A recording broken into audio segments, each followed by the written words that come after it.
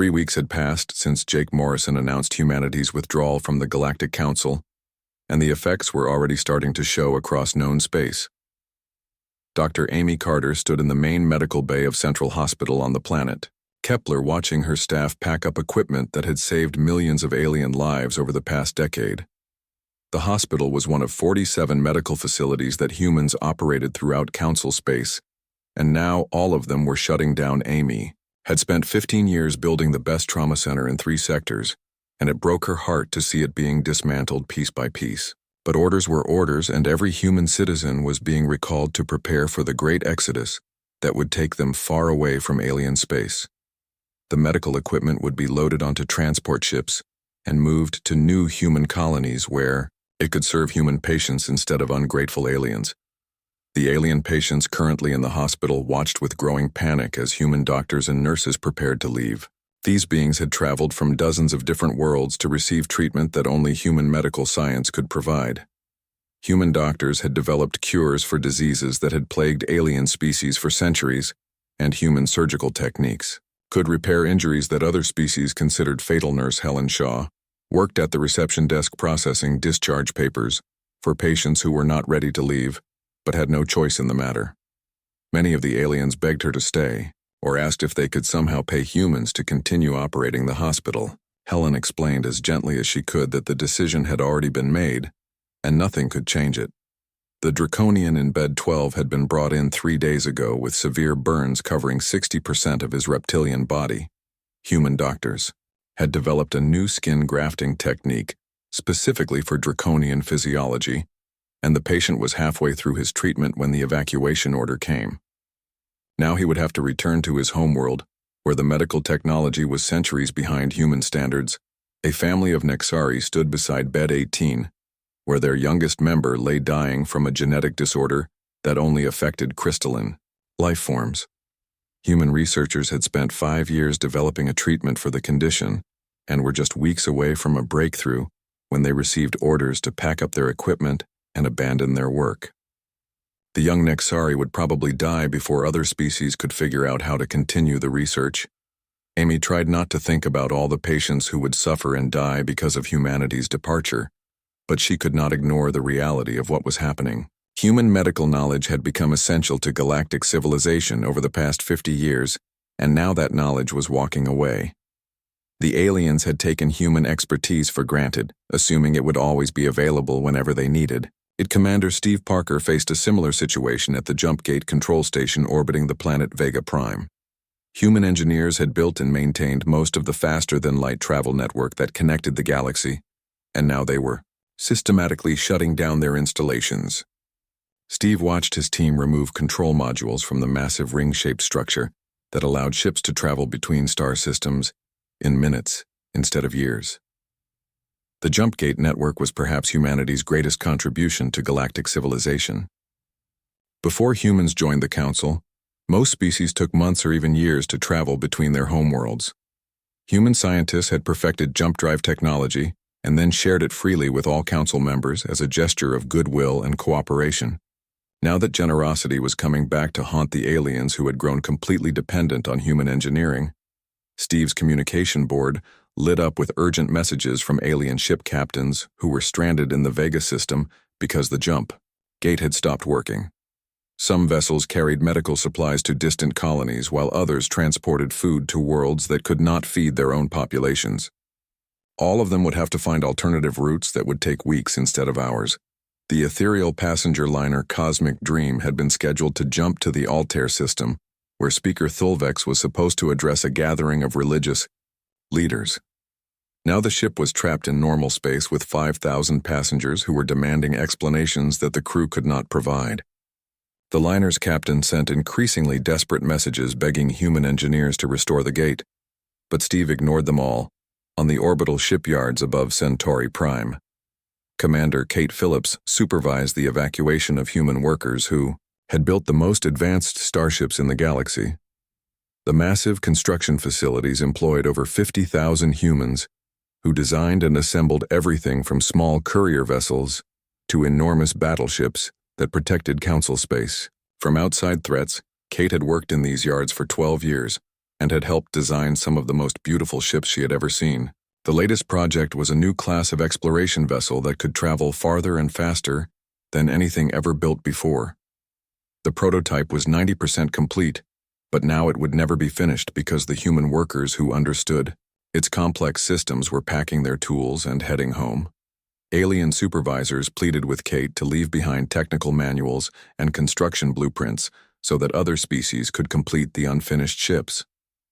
Kate explained that human engineering was far more complex than simple blueprints could convey, and that it would take other species decades to understand systems that humans considered basic. The aliens did not believe her until they tried to activate a half-built cruiser and accidentally triggered a cascade failure that destroyed an entire construction bay. The agricultural world of New Eden presented another kind of crisis, as Farmer Joe Bennett coordinated the withdrawal of human agricultural advisors who had transformed barren planets into fertile farmlands. Joe had spent 20 years developing new growing techniques that could produce food in even the harshest environments, and his methods fed billions of beings across dozens of worlds. The humans had brought Earth crops to alien worlds and modified them to grow in different atmospheric conditions. They had taught other species how to manage soil chemistry and control plant diseases and maximize crop yields through careful genetic selection. Now all that knowledge was leaving with the human experts who would never return. Joe stood in his office looking out at endless fields of grain that stretched to the horizon, knowing that within a few years these crops would fail without proper care. The alien farmers who worked the land were good people, but they lacked the technical knowledge to maintain the complex agricultural systems that humans had developed. Food shortages would begin appearing within months and would only get worse. As time passed, corporate executive Helen Ross managed the systematic shutdown of human financial institutions that handled most interspecies trade and commerce. The Human Banking Consortium had branches on every major world and processed trillions of credits and transactions every day. Without these services, the galactic economy would collapse into chaos within weeks. Helen had worked her way up through the banking system over 15 years and understood better than most how dependent the galaxy had become on human financial expertise. Humans had developed new accounting methods that could handle the complex mathematics of interspecies exchange rates and had created credit systems that allowed beings from different worlds to trade with each other safely. The aliens had always assumed that money and banking were simple concepts that any intelligent species could master, but they were about to learn how wrong they had been. Human economists had spent decades studying galactic trade patterns and developing financial instruments that kept the economy stable even during times of crisis. Without that stabilizing influence, the entire system would collapse. As Helen prepared to transfer the last human assets back to human-controlled space, she received hundreds of desperate messages from alien businesses begging her to reconsider the withdrawal. Some offered to pay enormous fees for continued banking services, while others threatened legal action if humans abandoned their financial obligations. Helen ignored them all because she understood that humanity's departure was about much more than money. The Galactic Council held emergency sessions every day trying to figure out how to deal with the growing crisis, but their debates accomplished nothing. Speaker Thulvex called for calm and patience while other representatives blamed each other for driving humanity away. Some species suggested that the Council should apologize to humans and invite them back, but others insisted that no single species was important enough to control galactic policy. The Zephyrians, whose territorial demands had triggered the original crisis, now found themselves facing the collapse of trade routes that brought them essential supplies from dry land worlds. The aquatic aliens had never learned how to manufacture the complex technology they needed to maintain their underwater cities, and had always relied on trade with other species to obtain these items. As days passed into weeks, the full scope of humanity's importance to galactic civilization became impossible to ignore. Ships were stranded without jump gates, while patients died without human medical care, and construction projects ground to a halt without human engineers. Jake Morrison stood at the viewing port of the UES horizon, watching the massive space station called Council Prime grow larger as their ship approached. The diplomatic vessel had been his home for 3 months now as he traveled between different alien worlds trying to solve problems that seemed to have no good answers. Today would be different though, because today he was going to do something that no human ambassador had ever done before. The bridge crew worked quietly around him as Captain Lisa Hayes guided the ship toward the docking bay. She had been his partner in these diplomatic missions for 5 years, and Jake could tell she was just as tired as he was of dealing with aliens who treated humans like servants rather than equals.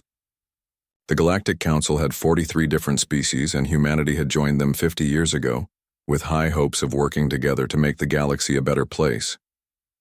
Those hopes had been crushed slowly over the years, as Jake learned that most aliens saw humans as useful tools rather than partners. Humans built their space stations and fixed their ships and grew their food and fought their wars.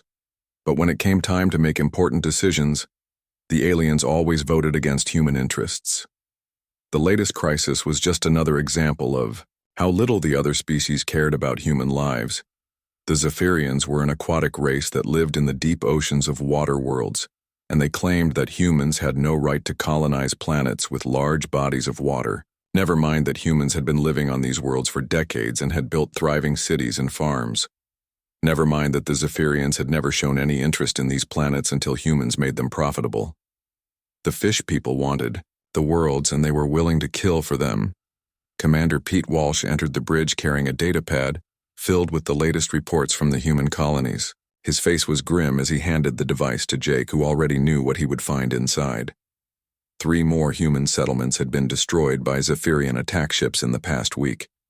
Hundreds of families had been killed, including children, who had never hurt anyone in their entire lives. Jake read through the reports, feeling his anger grow with each page. The attacks were clearly planned and coordinated. The Zephyrians would strike at night when the colonists were sleeping, and use weapons that turned water into deadly steam clouds. The humans had no defense against this kind of warfare because their technology was designed for space combat, not underwater battles. The worst part was that Jake had proof the attacks were coming. Human intelligence officers had intercepted Zephyrian communications planning the raids. But when Jake brought this evidence to the Galactic Council, they refused to act. Some species claimed the evidence was fake, while others said that territorial disputes should be solved through negotiation, not military action. The insect-like Vrak had even laughed when Jake showed them pictures of dead human children. Captain Hayes announced they were ready to dock, and Jake straightened his diplomatic uniform one last time. He had worn this blue and gold outfit to hundreds of council meetings over the years, always hoping that this time would be different. This time the aliens would listen to reason and treat humans with the respect they deserved. But Jake was done hoping, because hope had gotten too many humans killed. The docking process took 20 minutes, and then Jake walked through the corridors of Council Prime surrounded by his security team. The space station was huge enough to hold 1 million beings, and its halls were filled with creatures from every corner of the galaxy. Some walked on 2 legs like humans, while others slithered or floated or scuttled along on dozens of tiny feet. The air recycling systems worked overtime to provide breathing mixtures that would keep all these different life forms alive. Jake entered the main council chamber, where representatives from every member species sat in a vast circle around a central speaking platform. The room was designed to intimidate with its soaring ceiling and walls covered in symbols from ancient alien civilizations. At the center of it all sat Speaker Thulvex, who belonged to a species called the Ethereals. These gas creatures lived in the upper atmospheres of giant planets and considered themselves the wisest beings in the galaxy. The speaker called the session to order, and Jake walked to the central platform to present his case one more time. He showed the council evidence of Zephyrian attacks and begged them to authorize protective measures for human colonies. He talked about the families who had been murdered and the children who would never grow up. He reminded the aliens that humans had always been loyal members of the council who followed every law and contributed more than their fair share to galactic civilization. The response was exactly what Jake had expected.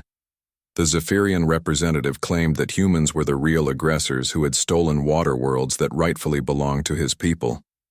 The crystalline Nexari said that territorial disputes were inevitable when primitive species tried to expand too quickly.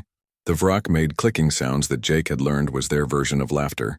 Speaker Thulvex listened to all the arguments with what appeared to be great wisdom and patience. When everyone had finished talking, the Ethereal made his decision. The council would not intervene in the dispute between humans and Zephyrians, because both sides needed to learn how to solve their problems through peaceful means. The fact that only humans were being killed apparently did not matter to the speaker. Jake felt something break inside his chest as he listened to Thulvex dismiss human deaths as acceptable losses in the name of galactic harmony. This was the moment he had been preparing for without even knowing it. All those years of frustration and disappointment had led to this single point in time when he would have to choose between continuing to beg for alien mercy or taking a different path entirely. He walked back to the central platform and asked for permission to speak one more time. Speaker Thulvex granted the request, probably expecting another desperate plea for help. Instead, Jake pulled out a formal document that he had been carrying in his jacket for 3 days, waiting for the right moment to use it. The document was humanity's official withdrawal from the Galactic Council. Jake read it aloud in a clear voice that carried to every corner of the vast chamber. He stated that humans could no longer participate in an organization that treated them as second-class citizens and refused to protect their basic right to exist. Effective immediately, humanity was severing all ties with the Council and its member species. The reaction was immediate and predictable. Some aliens laughed because they thought Jake was bluffing. Others looked confused as if they could not understand why humans would want to leave such a wonderful organization. A few species seemed angry that humans would dare to question the wisdom of the ancient council. Speaker Thulvex asked Jake to reconsider his decision and warned that no species had ever survived outside the protection of the council. The ethereal reminded Jake that humans were still young and inexperienced compared to races that had been traveling between stars for thousands of years. Surely humanity needed the guidance and support that only the council could provide. Jake looked around the chamber one last time at all the alien faces staring down at him. Some showed amusement while others displayed contempt or pity. Not one of them looked sad to see humanity go, which told Jake everything he needed to know about how much the other species really valued their human partners. He folded the withdrawal document and put it back in his jacket, then walked toward the exit without saying another word. His security team followed him through the corridors as confused aliens watched them leave. Some creatures asked questions, but Jake ignored them all because he was done talking to beings who would never understand the value of human life. Captain Hayes was waiting at the airlock when Jake returned to the horizon. She had been monitoring the council session through the communication system and knew exactly what had happened. Her expression was grim, but determined, as she ordered the crew to prepare for immediate departure. The ship pulled away from Council Prime 30 minutes later and set course for human space. As Jake watched the alien space station shrink in the distance, he wondered if he had just made the biggest mistake in human history. The Galactic Council controlled trade routes and defense networks that humanity depended on for survival. Without alien support, human civilization might collapse within a few years. But then Jake thought about all the human families who had died while the council debated and discussed and did nothing. He thought about the children who would never grow up, and the parents who would never see justice for their murdered families. Some things were more important than survival, and human dignity was one of them. The horizon jumped to faster than light speed and left the council system behind forever. Jake Morrison had just started a chain of events that would change the galaxy in ways that neither humans nor aliens could possibly imagine. The breaking point had been reached and there was no going back. 6 months had passed since humanity began their withdrawal from council space, and the galaxy was experiencing the worst crisis in recorded history. Lieutenant Colonel Ryan Davis stood on the command deck of the peacekeeping station that orbited the border between the Keth Empire and the Trellarian Republic, watching both sides prepare for a war that would devastate entire sectors. The Keth and Trellarians had been enemies for over 1,000 years before humans arrived to mediate their disputes and establish a demilitarized zone between their territories. Human peacekeepers had prevented dozens of border conflicts from escalating into full-scale warfare through careful diplomacy and strategic positioning of defensive platforms. Now those peacekeepers were packing up their equipment and heading home. Ryan had commanded this station for 7 years and had seen how quickly minor incidents could spiral out of control when both sides were convinced their enemies were planning an attack. The Keth were a warrior species who believed that strength was the only virtue that mattered, while the Trellarians were religious fanatics who thought their god demanded the conquest of all neighboring worlds. Without human mediators to keep them talking instead of fighting, the two species would return to their ancient pattern of mutual destruction. The evacuation convoy that would take Ryan and his people back to human space was scheduled to arrive in 3 days, but Ryan wondered if the station would still be intact by then. Keth warships were already massing near the border, while Trilarian battle fleets moved into attack positions on the other side. Both sides seemed convinced that the human withdrawal was a trick designed to give their enemies an advantage. Ryan's communication officer reported that diplomatic messages were flying back and forth between the two empires, but the tone was becoming more hostile with each exchange.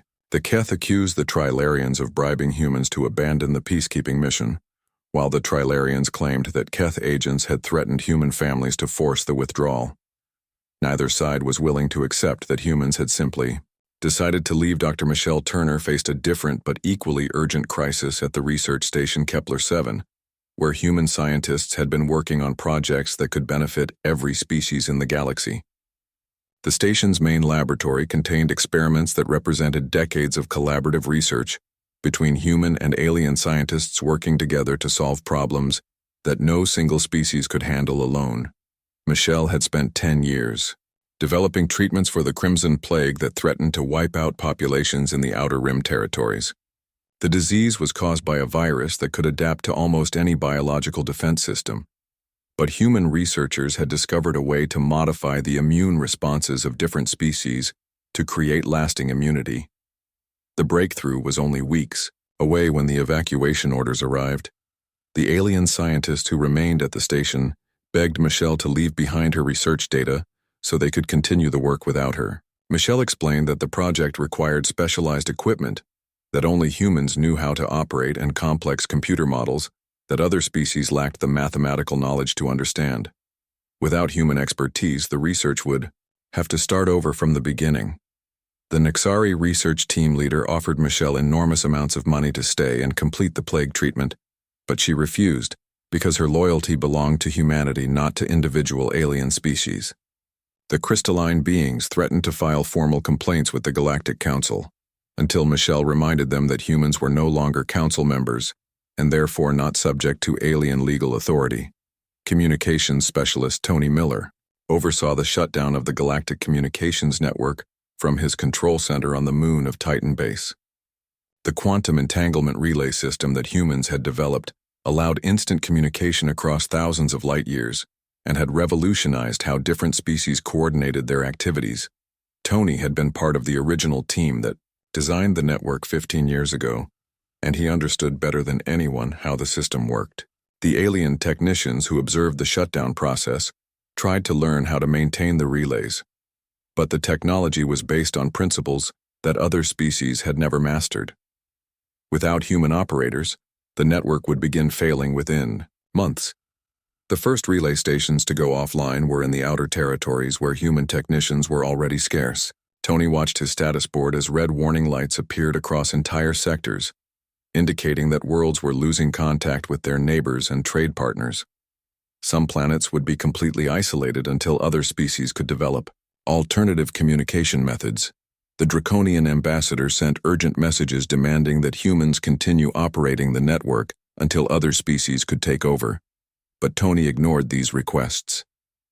The aliens had 50 years to learn how to maintain their own infrastructure instead of relying on human expertise, and now they would have to deal with the consequences of their laziness and arrogance.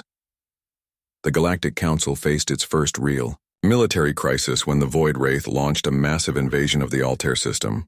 The nomadic raiders had been threatening Council space for centuries, but had always been driven back by rapid response forces, led by human military commanders who understood how to coordinate the defensive efforts of multiple species. Admiral Susan Clark had retired from Council service 3 months earlier and was already halfway to human territory when the Void Wraith attacks began. Her replacement was supposed to be a Draconian officer who had trained under human commanders for 5 years, but the reptilian admiral had never faced an enemy as dangerous and unpredictable as the Void Wraith. The alien defense fleets that responded to the invasion were brave but poorly coordinated, because each species used different tactical doctrines and communication protocols. Human military advisors had spent decades training alien officers to work together effectively, but those advisors were gone, and the knowledge they had shared was proving inadequate for real combat situations. The Void Wraith used hit-and-run tactics that confused alien commanders who were used to fighting more predictable enemies. The raiders would appear without warning and destroy shipping lanes and communication relays before disappearing back into the empty space between star systems. By the time alien reinforcements arrived, the attackers had already moved on to their next target. Speaker Thulvex convened emergency council sessions to coordinate the defense against the Void Wraith. But the meetings accomplished nothing because different species could not agree on strategy or tactics. The Keth wanted to launch immediate counterattacks while the Trilarians insisted on defending their holy worlds at all costs. The Nexari suggested negotiations while the Draconian Empire demanded that all species contribute ships to a unified fleet. The Council had always relied on human military experts to resolve these kinds of strategic disagreements, but now the aliens were discovering how difficult it was to make collective decisions without neutral mediators. Each species was primarily concerned with protecting their own territory and citizens rather than defending Council space as a whole. 3 major wars erupted during the 6th month after humanity's withdrawal, as old enemies took advantage of the chaos to settle ancient scores. The Zephyrians attacked several desert worlds, claiming that the planets contained underground water reserves that belonged to aquatic species. The Merchant Guild tried to seize control of trade routes that human peacekeepers had previously protected. The Wisdom Keepers declared a holy war against the Techno Collective over philosophical differences that humans had helped them resolve peacefully for decades.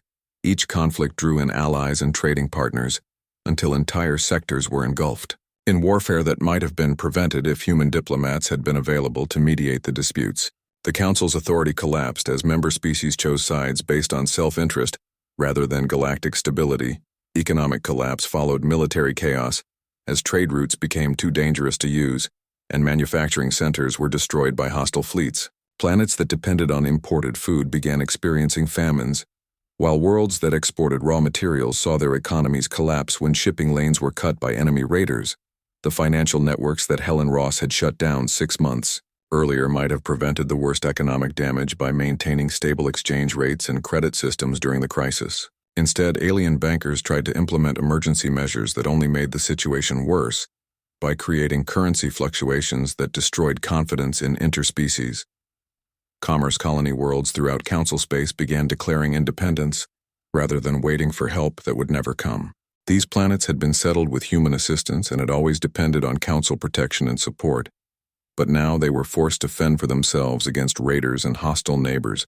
The great space stations that had served as centers of galactic civilization began shutting down as maintenance systems failed without human technicians to repair them. Council Prime itself experienced critical failures in its life support systems that forced the evacuation of entire sections where alien diplomats had lived and worked for centuries. 1 year had passed since humanity's exodus began, and the Galactic Council was nothing more than a name that reminded everyone of better times. Administrator Carol Wright stood in the empty corridors of New Geneva, watching the last few alien diplomats pack their belongings before abandoning the space station that had once been the center of galactic government. New Geneva had been built with human engineering expertise and was designed to house representatives from every council species in comfortable quarters that met their specific biological needs. The massive station could support 500,000 beings and had served as neutral ground where ancient enemies could meet safely to resolve their differences through words instead of weapons. Now the great diplomatic center was becoming a ghost town as species after species recalled their ambassadors and closed their embassy offices. The remaining aliens wandered through halls that had once buzzed with activity and negotiation, but now echoed with the sound of empty rooms and broken dreams. Without human maintenance crews, the station's systems were failing one by one. Carol had supervised New Geneva's construction 15 years earlier, and it hurt her to see the beautiful structure falling into decay. The atmospheric processors were developing leaks that filled entire sections with toxic gases, while the artificial gravity generators created dangerous fluctuations that made some areas impossible to inhabit. The aliens who remained had no idea how to fix these problems. The Zephyrian delegation had been among the first to leave after their homeworld's life support systems began failing without human technicians to maintain them. The aquatic species who had started the crisis that led to humanity's withdrawal now faced extinction, because their underwater cities depended on complex filtration and pressure control systems that only humans understood how to repair. Zephyrian. Ambassador Reef Singer had sent hundreds of desperate messages to human space begging for technical assistance and offering to pay any price for the knowledge needed to save his people. The irony was bitter because the Zephyrians had spent decades claiming that humans were stealing their rightful territory, when in reality the aquatic aliens could not survive without human technology. The Trilarian Empire had collapsed into civil war when different religious factions disagreed about whether the galactic crisis was divine punishment for allowing humans to leave, or a test of faith that required them to destroy all remaining alien species. Trilarian battle fleets that had once threatened the Keth Empire were now fighting each other over doctrinal disputes that human mediators might have resolved peacefully. Admiral Nathan Cruz commanded the human colonial fleet as it traveled toward the Perseus arm of the galaxy, where humanity would build a new civilization far from alien interference. The massive convoy included every human civilian and military vessel that had been serving in Council space, along with all the equipment and resources they would need to establish colonies on uninhabited worlds. Nathan had fought alongside alien officers for 20 years and had considered many of them to be friends and trusted colleagues. But friendship meant nothing when those same aliens stood by and watched human families get murdered by Zephyrian raiders. The bonds between species had been broken by alien indifference and could never be repaired. The human fleet was massive, beyond anything the galaxy had ever seen, because it included not just warships but also hospital ships and construction vessels, and agricultural transports carrying everything humanity needed to survive in unexplored space. The convoy stretched across several light years and required careful coordination to keep all the ships moving in the same direction. Human scientists had spent months studying star charts and sensor data from the Perseus arm, looking for worlds that could support human life without requiring extensive terraforming. They had identified over 200 planets that met their requirements and had developed colonization plans that would allow rapid expansion once the fleet reached its destination. The journey to the Perseus arm was dangerous because the region contained unstable stars and gravitational anomalies that could destroy entire fleets if navigated incorrectly. But humans had always been explorers willing to take risks that other species considered foolish, and they were confident that their advanced technology would see them safely to their new home. Back in Council space, the remaining alien governments were discovering that they could not simply replace human expertise with their own people. The Nexari had attempted to take over the Jumpgate network, but their crystalline technology was incompatible with human engineering principles, and their efforts resulted in catastrophic failures that destroyed several gates entirely. The Draconian Empire tried to restart the orbital shipyards above Centauri Prime, but found that their metallurgy techniques could not produce the advanced alloys that human ships required. The Reptilian engineers had observed human construction methods for decades, but had never learned the underlying scientific principles that made those methods effective. A consortium of alien species pooled their resources to hire the best engineers and scientists from every remaining civilization. But even working together, they could not duplicate human achievements. The problems were not just technical, but also philosophical, because different species approached problem solving in fundamentally different ways that made cooperation almost impossible. The Merchant Guild offered enormous rewards to any being who could provide information about human technology or the location of human colonies, but received no useful responses. Some alien entrepreneurs claimed to have human technical manuals for sale, but these documents turned out to be worthless because they described procedures without explaining the scientific theory behind them. Several alien expeditions tried to follow humanity to the Perseus arm, but none of them possessed the advanced navigation technology needed for such a dangerous journey. The expeditions either got lost in empty space or were destroyed by stellar phenomena that human ships could detect and avoid. The few vessels that made it partway to the Perseus arm were forced to turn back when their life support systems began failing. The ethereal government attempted to re-establish contact with humanity through long-range communications, but received only automated messages stating that human space was closed to alien vessels and that any attempts at unauthorized entry would be considered acts of war. The beings who had once dismissed humans as emotional and primitive were now being treated like unwelcome strangers. Speaker Thulvex had been removed from his position after the council's complete collapse and was living in exile on a remote gas giant, trying to understand how everything had gone so wrong. The ethereal leader spent his days reviewing old diplomatic records, looking for clues about what humans had really wanted from their relationship with alien species. The records revealed a pattern that Thulvex had been too arrogant to notice during his years in power. Every human request for support or protection had been denied, while every human contribution to galactic civilization had been accepted without gratitude or recognition. Humans had given everything and received nothing in return, except contempt and dismissal. The Void Wraith invasion had spread to dozens of systems because alien military forces could not coordinate their defensive efforts without human leadership. The raiders had learned that Council space was now defenseless and were moving deeper into civilized territory, destroying everything in their path. Entire worlds were being evacuated as populations fled toward the galactic core. The plague that Dr. Michelle Turner had been working to cure had spread throughout the outer rim and was beginning to affect species in the inner territories. Without human medical expertise, the death toll was rising exponentially, and several alien governments were considering the evacuation of entire star systems to prevent further contamination. Economic collapse was accelerating as more trade routes were cut by warfare and piracy.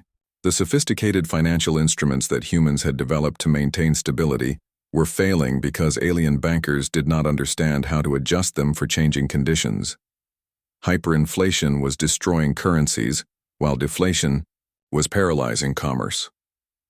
Some alien leaders suggested that the remaining species should unite under a new government that would be more effective than the old council. But these discussions always collapsed because no one could agree on leadership or policy. The species that had once been held together by human mediation and support services were discovering that they had very little in common besides their mutual dependence on humanity. Individual planets and star systems began making their own desperate attempts to contact human colonies and negotiate separate peace agreements. These efforts failed because humanity was no longer interested in working with any alien species, regardless of what they offered in exchange for renewed cooperation. The great civilization that had ruled the galaxy for thousands of years was breaking apart like a machine whose most important component had been removed.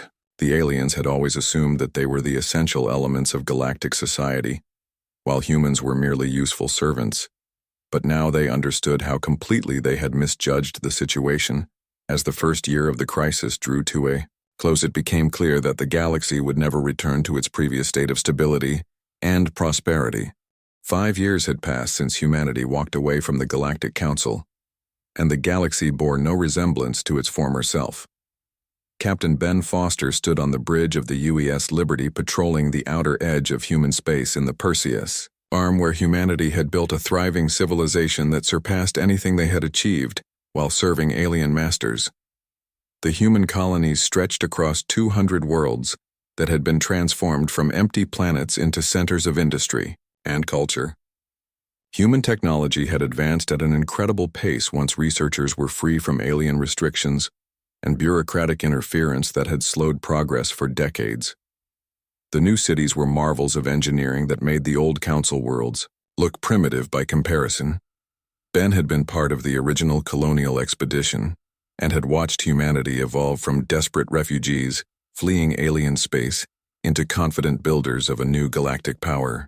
The humans who had once begged for alien approval now commanded fleets that could travel farther and faster than any ships in known space. The transformation had been remarkable to witness. The Perseus arm colonies were completely self-sufficient and produced everything humanity needed to maintain their civilization without depending on trade with other species. Human agricultural techniques had turned barren worlds into garden planets, while human industry had created manufacturing centers that could build anything from personal computers to massive starships. Human military technology had also advanced, far beyond what the old council had ever achieved, because human engineers were no longer required to make their weapons compatible with alien systems. The new warships were faster and more heavily armed than anything in the galaxy, and were crewed by officers who had learned from humanity's mistakes during their years of service to ungrateful aliens. Ben's patrol route took him along the border between human space and the chaos that had consumed the rest of the galaxy. His sensors regularly detected alien ships trying to approach human territory, but all of them were turned away by automated warning systems that made it clear that trespassers would be destroyed without mercy. The long-range communications array aboard the Liberty intercepted thousands of alien distress signals every day, as various species begged for human assistance with problems they could not solve themselves. Ben had standing orders to ignore all such messages, because humanity was no longer interested in playing the role of galactic savior for beings who had never appreciated their sacrifices. The irony was not lost on Ben that the same alien species, who had once treated humans as servants, were now desperate for any kind of contact with their former subjects. The proud civilizations that had ruled the galaxy for millennia had been reduced to begging for help from the primitive species they had once dismissed as unworthy of respect. Human intelligence services reported that the old council space had fragmented into dozens of smaller territories controlled by whatever local warlords or corporate entities were strong enough to maintain order. Most of these regions were in a constant state of warfare, as different groups fought over the scraps of what had once been a mighty galactic civilization. The Zephyrian homeworld had been abandoned after their life support systems finally failed completely, and the surviving members of the aquatic species were scattered across refugee camps on worlds that could barely support their own populations. The beings who had started the crisis that led to humanity's withdrawal were now facing extinction because of their own arrogance and short-sightedness. The ethereal gas clouds that had once been home to Speaker Thulvex and his people were now empty because the atmospheric processors that maintained their cities had broken down without human maintenance. The wise and ancient species that had claimed to understand the galaxy better than anyone else had been forced to abandon their ancestral homes and beg other species for shelter. Ben's communication officer reported that a massive alien fleet was approaching human space from the direction of the old council territories. Long-range sensors indicated that the fleet included ships from multiple species flying together under some kind of unified command structure, which was unusual because most alien civilizations had been too busy fighting each other to cooperate on anything. The approaching fleet was enormous, with over 10,000 vessels of various sizes and configurations, but none of them appeared to be military ships. Instead, the sensors showed what looked like a refugee convoy carrying the survivors of multiple alien civilizations, who had somehow managed to work together long enough to make the dangerous journey to human space. Admiral Grace Parker commanded the human defense fleet from her flagship, the UES Sovereign, and she ordered Ben's patrol group to maintain their positions while she decided how to respond to this unprecedented situation. Grace had replaced Jake Morrison as humanity's primary representative for dealing with alien affairs, and she had learned from his experiences about the dangers of being too generous with species that did not deserve human kindness. The alien fleet stopped at the edge of human space and transmitted a message requesting permission to approach and negotiate with human authorities. The transmission was signed by Speaker Thulvex, who was apparently still alive despite reports of his exile and disgrace. The former council leader claimed to represent a coalition of surviving alien species who wished to discuss terms for a new relationship with humanity. Grace had been expecting something like this for years because intelligence reports had indicated that the remaining alien civilizations were slowly coming to the realization that they could not survive without human assistance. The question was whether humanity should help the same species that had treated them so badly. During their years in the council, Ambassador Kelly Wright received authorization to meet with the alien delegation at Haven's Rest, a heavily fortified space station that humanity had built specifically for diplomatic contacts with potentially hostile species. Kelly was Jake Morrison's successor and had been chosen for her position because of her reputation for being tough but fair in negotiations with difficult partners. The meeting took place in a conference room that had been designed to accommodate representatives from multiple species while ensuring that human security remained paramount. Kelly sat at one end of a long table, while the alien delegates arranged themselves according to some kind of hierarchy that put Speaker Thulvex at the center of their group. The ethereal looked nothing like the proud and confident being who had once dismissed human concerns as unworthy of council attention. Thulvex appeared diminished and desperate as he began his presentation with a formal apology for the way aliens had treated humanity during their years of membership in the council. The speaker admitted that alien species had taken human contributions for granted and had failed to recognize that humans were not servants but partners who deserved respect and fair treatment. He acknowledged that the galactic crisis had been caused by alien arrogance and short-sightedness, rather than any failure on humanity's part. The other alien delegates took turns describing the disasters that had befallen their civilizations since humanity's departure. They spoke of wars and famines and plagues and technological failures that had reduced their once mighty empires to shadows of their former glory. Some species faced complete extinction within a few years if they could not obtain assistance soon. Kelly listened to the alien presentations with the detached professionalism of someone who had studied the history of human and alien relations extensively. She understood that the beings sitting across from her were genuinely desperate, but she also remembered the children who had died in Zephyrian attacks, while the council debated and did nothing. When the aliens finished their presentations, Kelly presented humanity's terms for any future relationship between species. Individual alien civilizations could apply for partnership with the Human Colonial Union, but only after demonstrating their commitment to genuine cooperation and mutual respect through a probationary period that could last for decades. The partnership agreements would be negotiated on a case-by-case basis with terms that reflected each species' specific circumstances and capabilities. Humans would no longer provide free assistance to aliens who contributed nothing in return, and would never again allow themselves to be treated as second-class citizens in any galactic organization. Some alien species would be offered limited trading relationships, while others might eventually earn full partnership status if they proved worthy of human trust. But the days of alien entitlement and human servitude were over forever, because humanity had learned from their mistakes and would never repeat them. The most important change was that humans would control any new galactic organization and would make all final decisions about policy and membership. Alien species could participate in the decision-making process, but they would serve in advisory roles rather than positions of authority. Speaker Thulvex accepted these terms on behalf of the alien coalition because he understood that his people had no other choice. The alternative to accepting human leadership was the continued collapse of galactic civilization and the eventual extinction of most alien species. Kelly made it clear that humanity's offer was not motivated by generosity or forgiveness, but rather by practical considerations about the long-term stability of the galaxy.